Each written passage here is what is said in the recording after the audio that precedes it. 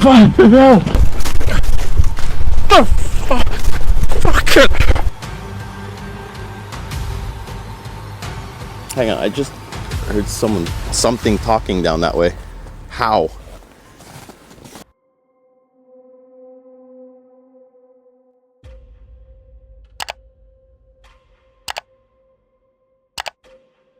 A peaceful trip into the woods can instantly become a truly disturbing camping encounter.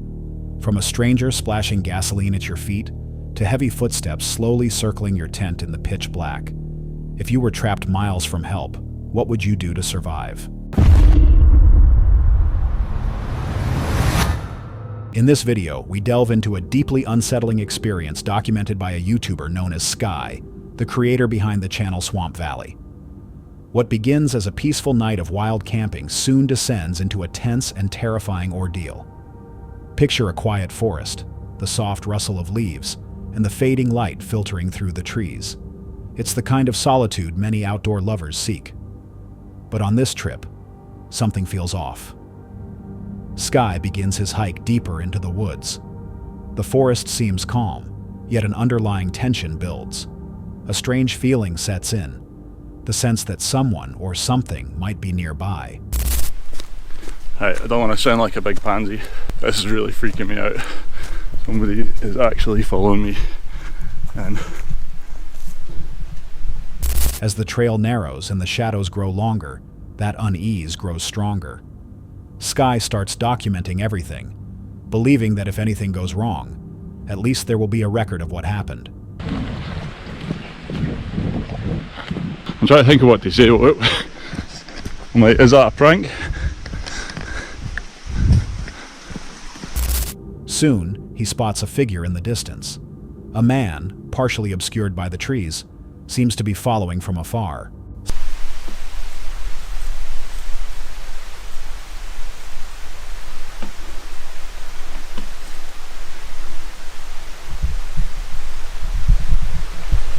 Sky tries to stay calm but decides to hide behind the brush and wait. The man passes, seemingly unaware, but instead of walking away, he heads directly towards Sky's camp. Worried for his friend Colin, who's waiting nearby, Sky attempts to call him. But there's no cell reception, and they're too far apart to shout. Colin's not answering his bloody phone, and they're only about 400 metres up this pathway, so I can't just leave him. What happens next escalates the situation beyond anything he anticipated.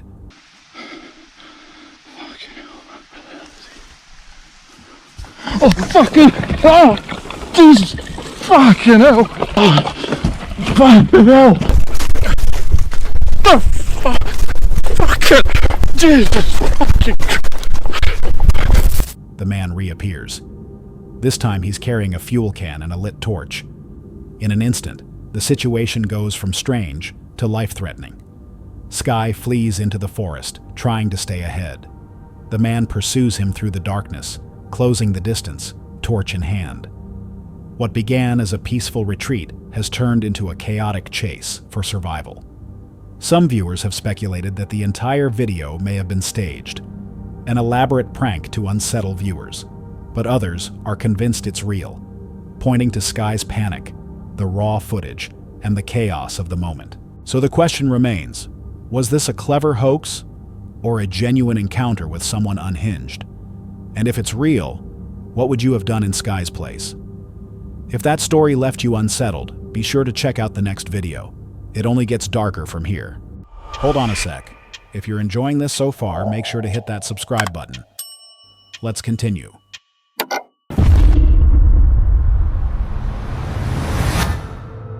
Mo Sargi built his YouTube channel around danger, curiosity, and stepping directly into the unknown. Much of his content brings viewers inside abandoned buildings and restricted areas where real risk can exist. While many of his explorations lean into strange or unexplained experiences, one encounter turned out to be far more dangerous than anything paranormal. On September 22, 2023, Mo Sargi returned to a property he had not visited for a long time. This time, the location was no longer abandoned. The building had been taken over by homeless individuals, transforming what had once been a quiet structure into a tense and unpredictable environment. What started as a simple investigation quickly developed into a situation grounded in real-world danger rather than urban legends. And they're gonna be helping me out today. Guys, I made a discovery. I was here by myself, literally. Just went. Is there somebody else? No, I searched the whole house. I've been here. You messing with us, man? No, I've been here. I came here to relax right now, bro. Please. There's no. Hello? Dude, I've been in here. There's no one here. 3 guys, 1 cup. Mo's got a machete. There's no one here. Check that room. Go check the room. Come on, man. Oh, I gotta check it. What the?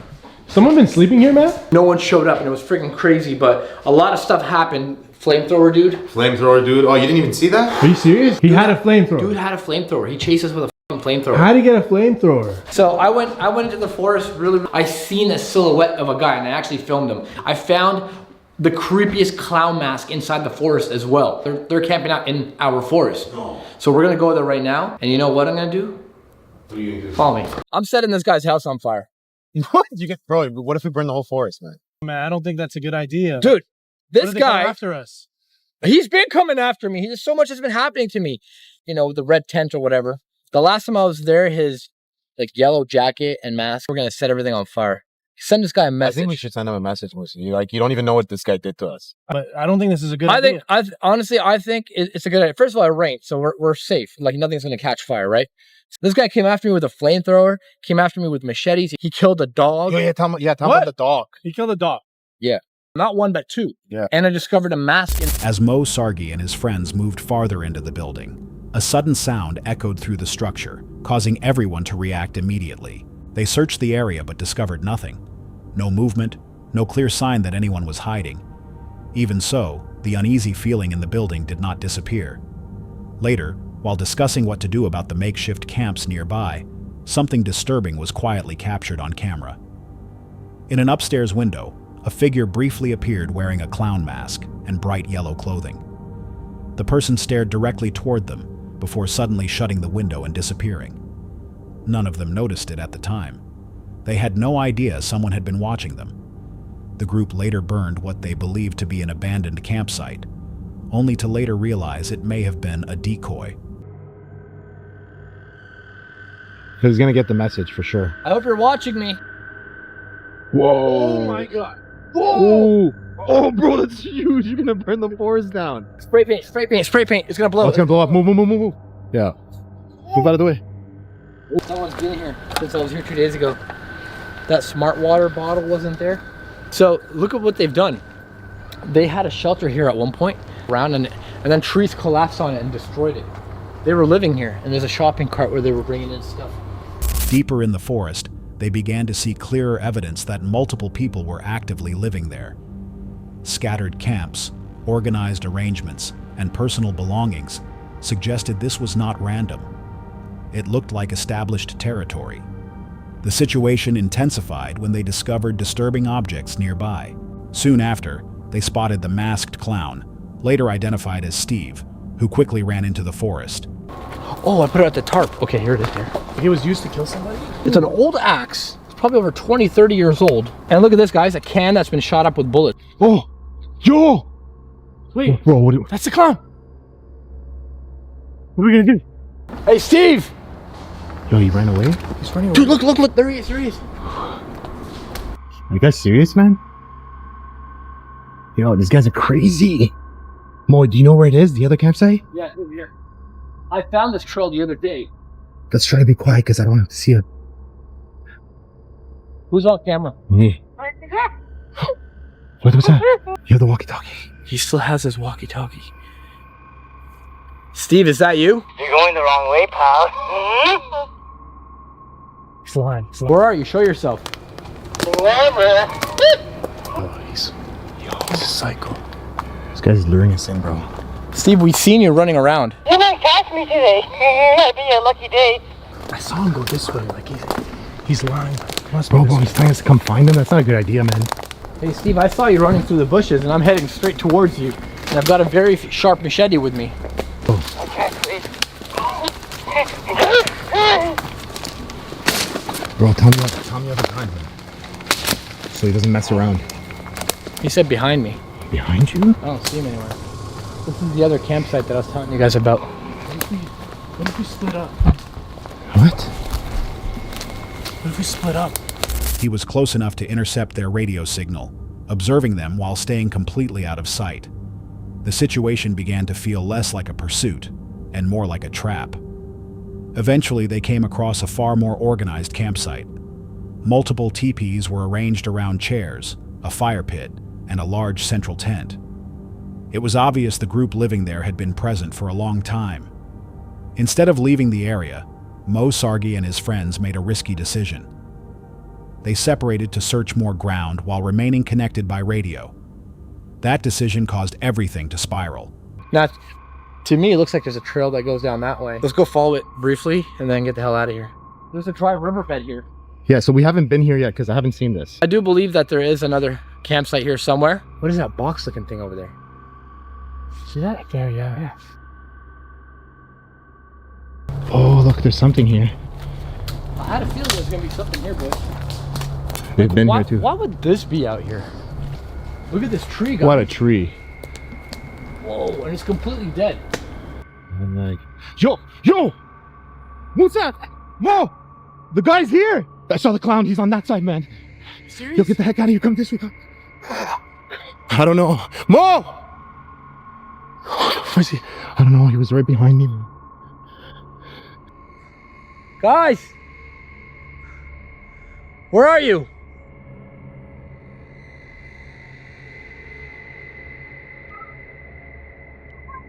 Oh, shit, you got a fucking machete. He's got a machete.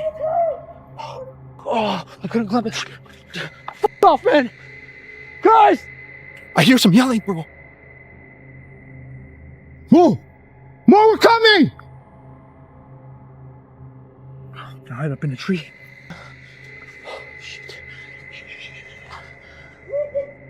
Almost immediately after splitting up, they came face to face with individuals dressed as clowns.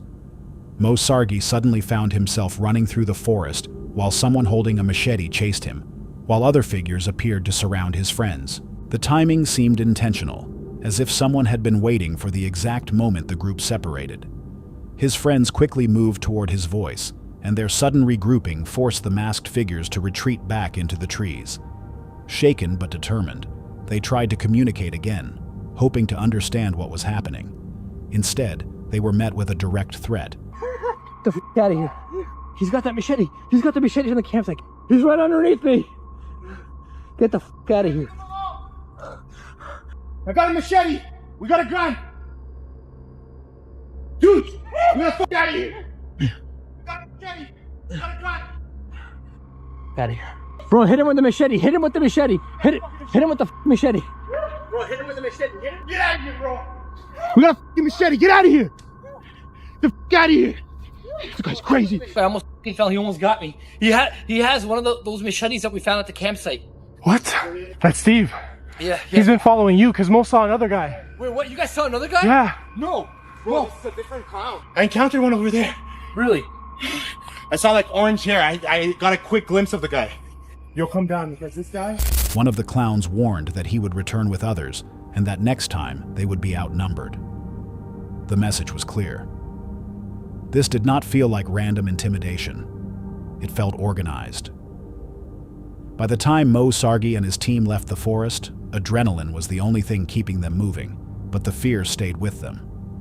Whoever those masked individuals were, they had been watching from the beginning, waiting, observing, and choosing the perfect moment to act. Sometimes deep forests hide more than abandoned camps in strange masks. Sometimes the people living there may already know the land far better than visitors do. If you suddenly realized someone had been watching you the entire time, what would you have done? But real scary encounters like Mo Sargi's are not the only ones that leave explorers questioning what really lurks deep in the wilderness.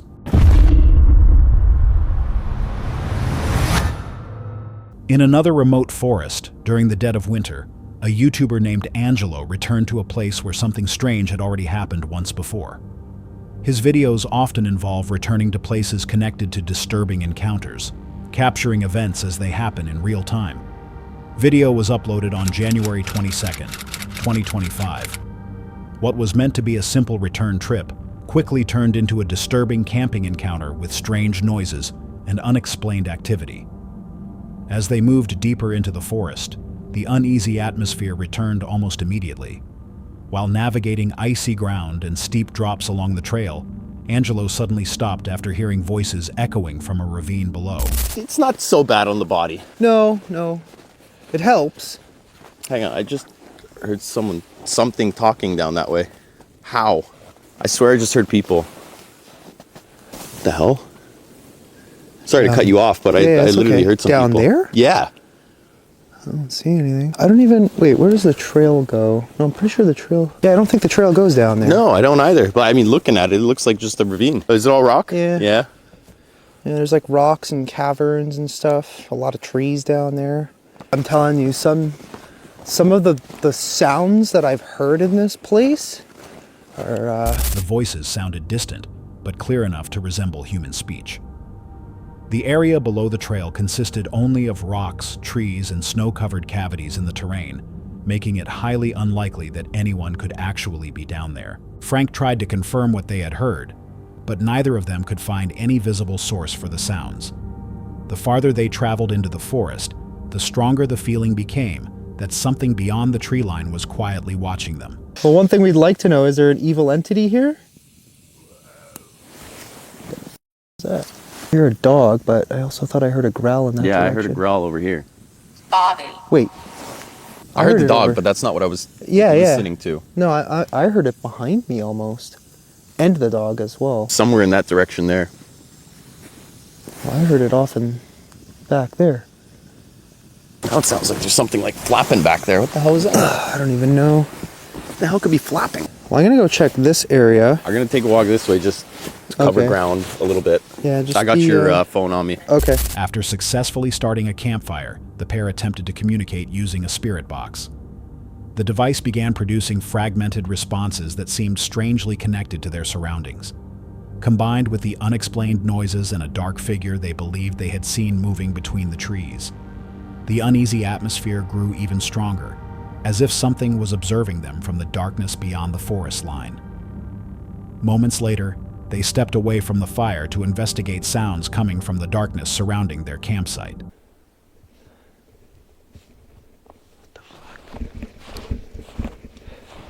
I could have sworn I saw something by like that grouping of trees.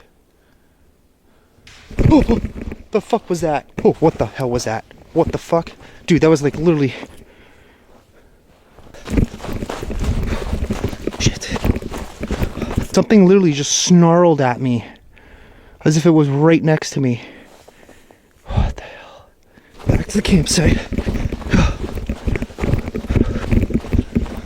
While checking the edge of the tree line, Angelo reported hearing something moving nearby. Seconds later, a loud snarl suddenly burst out of the darkness, sounding as if it had come from only a few feet away. Startled and visibly shaken, Angelo quickly retreated toward the campfire, convinced that whatever had made the sound had been extremely close. Still unwilling to leave without understanding what was happening, he and Frank pushed deeper into the forest, unaware that the strange activity was about to grow even more intense.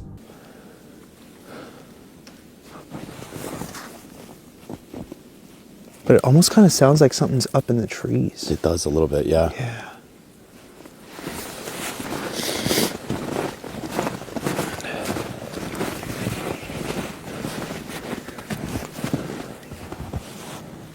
What the hell's that tapping? I don't know. It sounds like something's literally like shaking the tree. Yeah. Wait, I hear something different. It sounds like that clicking noise we've heard before. Look. What the fuck is that? Yeah. I don't even know.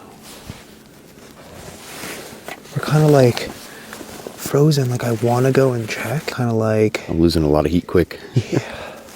For a second I thought I saw something up there. I don't know if it's, again, just the nighttime playing tricks on me, but I think maybe we'll just start heading back. Yeah, it's a bit of a trek.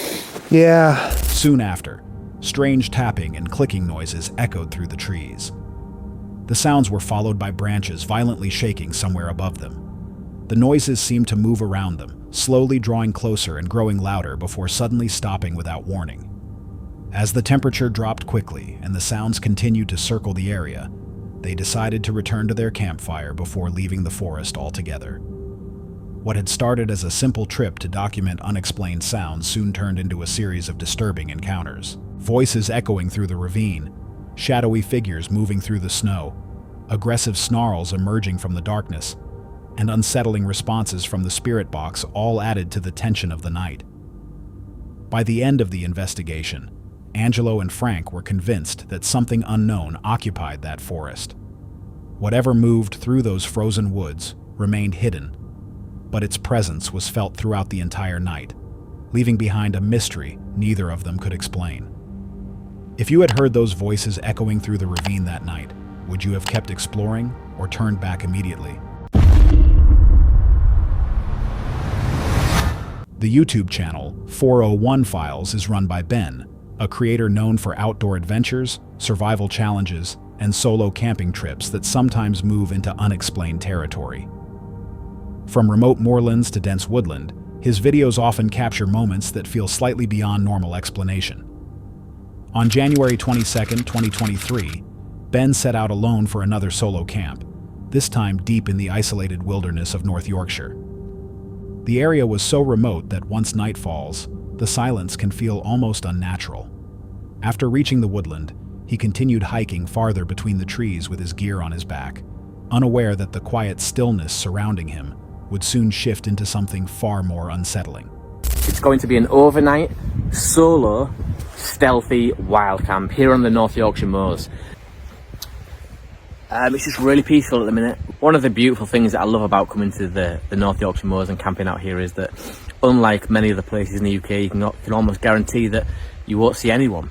It's a nice thing. I mean, you're never too far away, don't get me wrong, you're never too far away from a road or that really makes me feel like I've gone back to being self-sufficient, living off the land, caveman type stuff. These winter months though, these nights where it becomes dark quite early are really annoying, especially for filming. I mean, the light is terrible. But roll on summer, I say. Roll on summer. Eventually, he found a place that felt calm and undisturbed. As the sun dropped behind the tree line, he set up his bivy bag and prepared for what he expected to be a peaceful night under the stars. But the quiet atmosphere did not last. Right, I'm in the bivvy, finally. That was an absolute nightmare trying to set that up.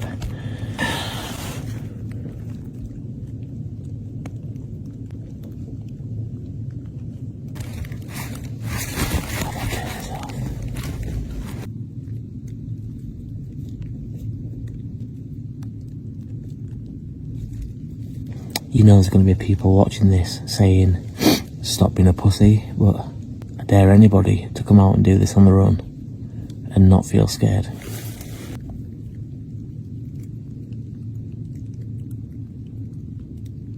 Bivy bags are so claustrophobic as it is, so that's already got my anxiety going. It's not a good combination. What is that tapping?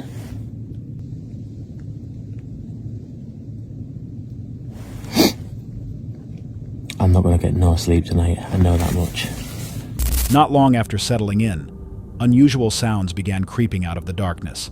Sharp metallic clanging echoed faintly through the trees, followed by a low and unsettling rumble. Then came the sound of rustling nearby, just beyond the thin fabric of his shelter.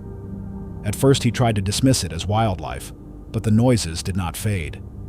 Instead, they grew louder, slower, and more deliberate. The silence between each sound felt suffocating, pressing in from every direction. Whatever was out there was not simply passing through the area.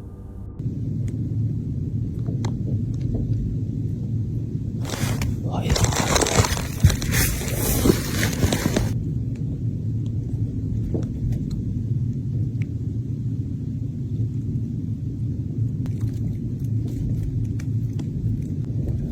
That's the wind on the side, I think. You know, I'm not going to lie, I'm not going to sit here and say this is what I love about camping or this is my best time of night, because it's really not. You can't lie here in the middle of nowhere knowing what I know about this place and enjoy yourself. There's like a level of anxiety where you're just waiting for something. You're living like minute by minute. Then the footsteps began, heavy and measured, circling his bivvy in slow arcs. The movement did not feel random. It did not sound like an animal moving through brush. It felt controlled and intentional. Ben remained frozen inside the thin fabric, every sense heightened as fear settled deep in his chest. Minutes stretched into what felt like hours while the circling continued. At one point, 3 strange calls broke through the night.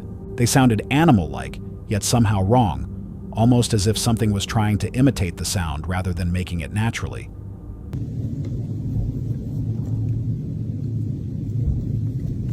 I've had a few people over the years saying that they want to get out to these places. Do I know of any locations? This would not be it. Do not go on your own, solo wild camping like this, in a place like this. And like I've just said, I don't know why I'm doing this, which is a feeling that I always get in these moments. Like, why? What the hell am I doing? But right here, right now, I wish I was at home. And, you know, I am logical in the way that I think.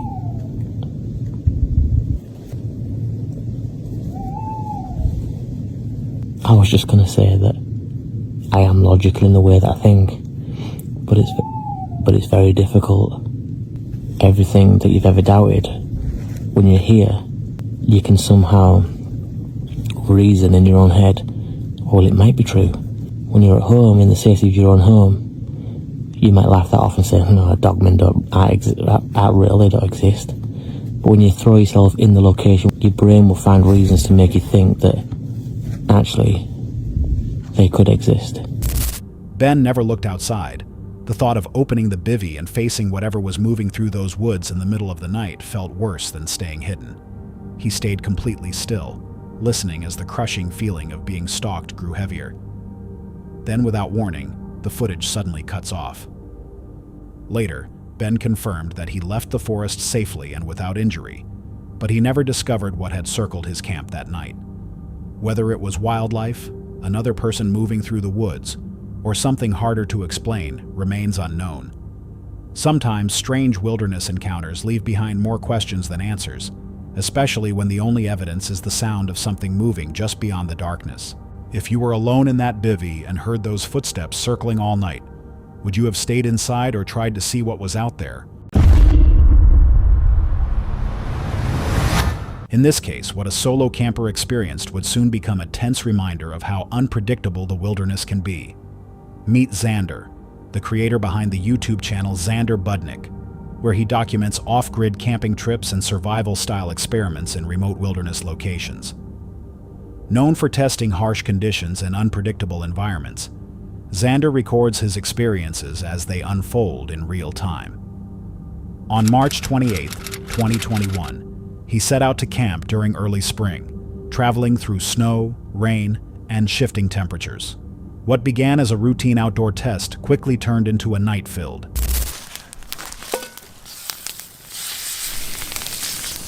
I'm gonna let the fire settle before I cook the steak. That'll be a better idea. So I'm gonna wait on that.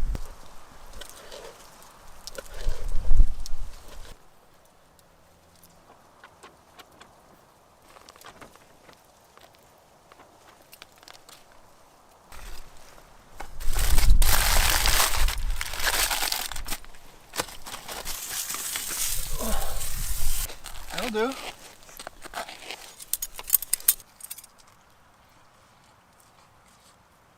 Yep, it worked. That definitely worked. After searching for a flat area without snow, Xander started building his campsite and prepared simple food. The harsh conditions and uneven terrain made even these basic tasks harder than expected. So it's getting to be about that time where bears are coming out of hibernation. Just to be safe, I'm going to start hanging my food up in trees again, away from camp. I attached this long piece of paracord to this log and I hucked it up over a branch. But all the rope came with it and the log got caught about 20 feet off the ground. Hey, I got it back and we're ready to give it another attempt at a different location. There, it's about 20 feet up. When I'm ready to go to bed and done with all my food and dishes, I'll bring it over there, hang it up, go to bed. Today was supposed to rain all day, but it looks like it's not going to rain. It looks like I'm right in this clear patch between two systems. So I'm right in the sweet spot to miss it. I see lightning far off in the distance over here. Great, but not great. As the day slowly shifted toward evening, he hung his food away from camp to avoid encounters with bears that might be emerging from hibernation. Once the food was finally secured away from the campsite, Xander settled in for the night. As darkness spread through the forest, strange and unsettling noises began echoing through the campsite. The sounds broke the quiet and kept his senses on constant alert.